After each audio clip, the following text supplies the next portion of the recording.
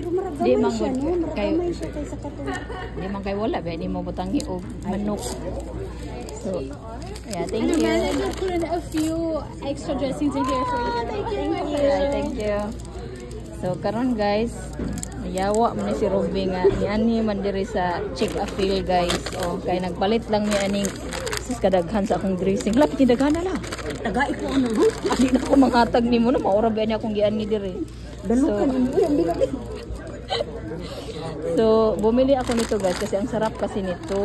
Ngayon kumain na lang Sa US. ning kaon na lang mi ani kay mohapit niya unya sa visitation. So wala na mo pabutangi og kanang manok o bacon guys.